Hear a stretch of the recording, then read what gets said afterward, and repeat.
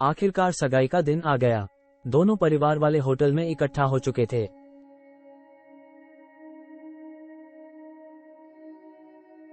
प्रिया तैयार हो रही थी जब उसके कमरे में कोई आया। चाची, चाची।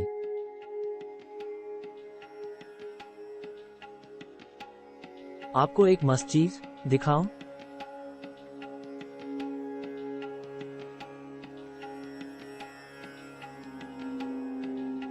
फॉल्स।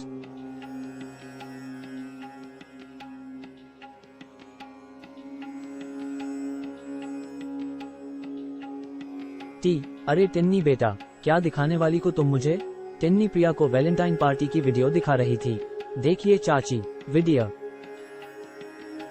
का ये जो साथ में है ना, वो मेरी ट्यूशन टीचर हैं। क्या मस्त दिख रहे हैं ना चाचू? शौर्य ने तो मुझे कभी बताया ही नहीं कि उस पार्टी में क्या हुआ था। मैंने सोचा था कि मैं नहीं पहुंच पाई थी, वो भी वापस आ गया होगा।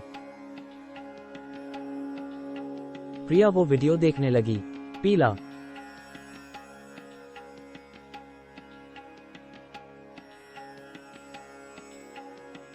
सफेद, इन दोनों को तो एक दूसरे के बारे में सब मालूम है।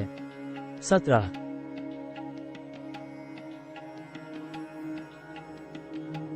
और कितने खुश लग रहे हैं दोनों साथ में।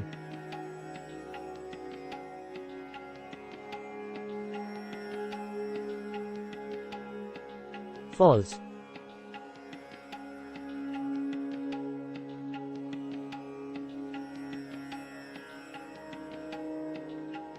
उधर लाना अपने घर में दिल्ली जाने के लिए अपना सामान पैक कर रही थी। टिन्नी से उसने बोल दिया था कि वह उसके चाचू की सगाई में नहीं आ पाएगी। लीना बेटा, तेरा दिल्ली जाना जरूरी है क्या? कलकत्ता में नौकरी की कमी थी क्या?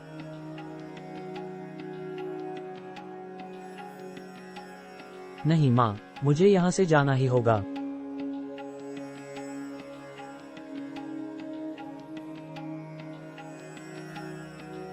अब यहाँ कुछ नहीं रखा मेरे लिए।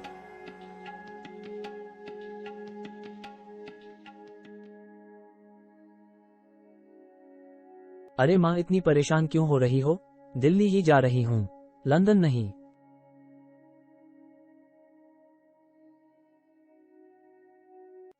और फिर मैं दिन में 2 बार आपको फोन भी तो करूंगी।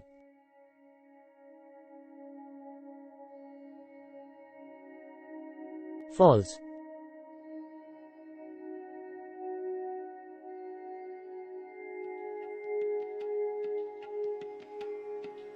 अच्छा माँ, मैं जाती हूँ, टॉक्सी आ गई।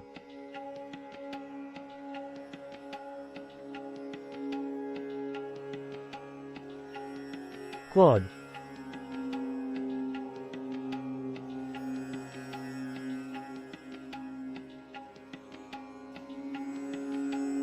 ठीक है बेटा, आराम से रहना और थोड़ा लड़कों से दूरी बनाकर रखना।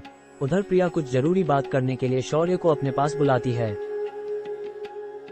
क्या हुआ प्रिया, तुमने मुझे इस तरह अचानक से क्यों बुलाया? मैं बस तैयार होने ही जा रहा था।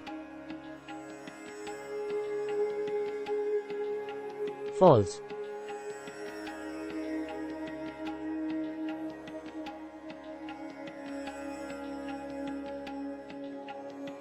मुझे तुमसे एक सवाल पूछना था शौर्य।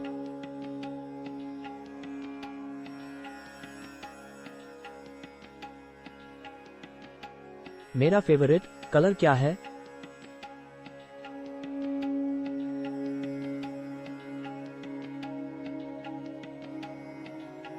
मुझे नहीं मालूम।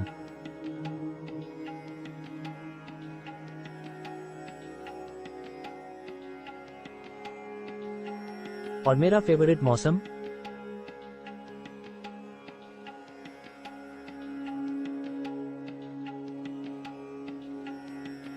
मुझे नहीं मालूम। लेकिन तुम ये कैसे सवाल पूछ रही हो? आखिर बात क्या है? वी।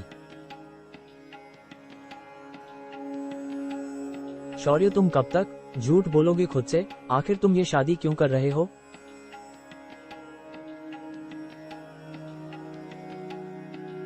तुम मुझे नहीं, लीना को पसंद करते हो। उसकी पसंद नापसंद सब कुछ जानते हो तुम। ऐसा कुछ नहीं है प्रिया, तुम बस करो शौर्य, तुम्हें कुछ कहने की जरूरत नहीं है।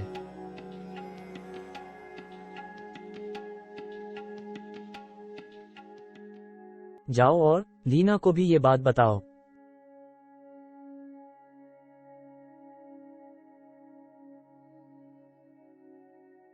ये सगाई करने की कोई जरूरत नहीं, मैं अपने घरवालों और भैया को सब समझा दूंगी। प्रिया की बातों से आखिर शौर्य को भी समझ आ गया कि उसे क्या करना चाहिए। वो जल्दी फॉल्स।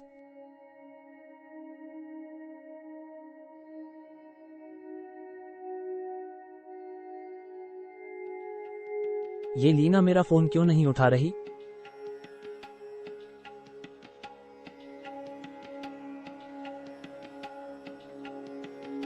शौर्य जल्दी से लीना के घर पहुंचा। लीना तो यहाँ नहीं है बेटा, वो तो कुछ देर पहले एयरपोर्ट के लिए निकल गई। उसे दिल्ली से कोई जॉब का ऑफर आया था। अरे नहीं, लगता है मुझे देर हो गई।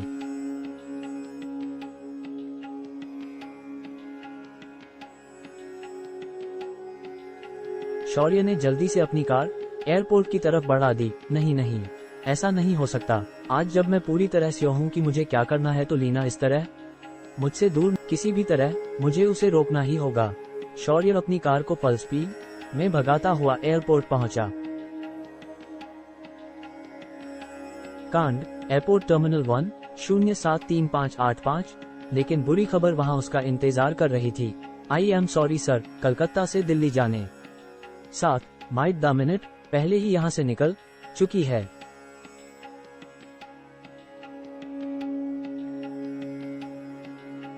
आप क्यों सॉरी बोल रही हैं? गलती तो मेरी है। मेरी जिंदगी में इतनी अच्छी लड़की आई थी और मैंने उसे अपने हाथ से निकल जाने दिया। ओए बंदर, मुझे नहीं बताया कि वो अच्छी लड़की कौन थी?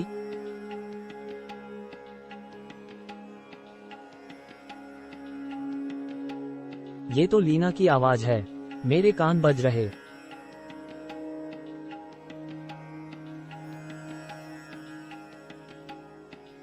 है क्या? कान नहीं बज रहे बधा? ये मैं ही हूँ।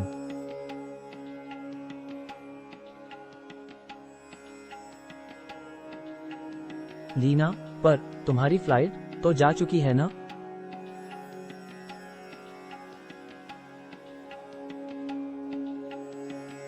वो क्या है कि जब मैंने फोन नहीं उठाया तो तुम्हारा मुझे टिन्नी का फोन आया था।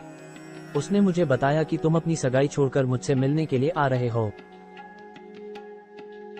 तो मैंने सोचा अगर तुम अपनी सगाई छोड़ सकते हो तो मैं अपनी फ्लाइट क्यों नहीं छोड़ सकती? वैसे भी टिकट के पैसे मैंने थोड़े ना दिए थे। फॉल्स।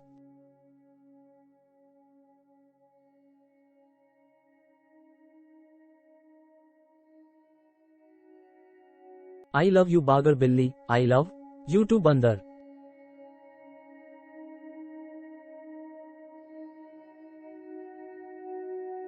फॉल्स।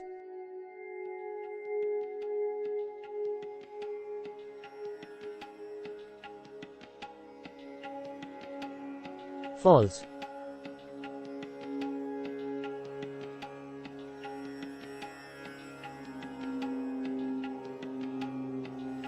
और इस तरह खत्म हुई ये कहानी। शौर्य ने मुझको प्रपोज कर दिया तो इसका मतलब ये नहीं कि अब मैं उसकी धुलाई नहीं करती।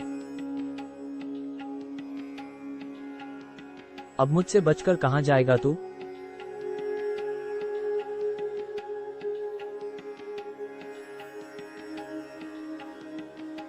जीना यहाँ, मरना यहाँ, तुमसे बचकर मैं जाऊं कहाँ? तो क्या बोलते हो दोस्तों, इस कहानी का दूसरा सीजन पढ़ना है?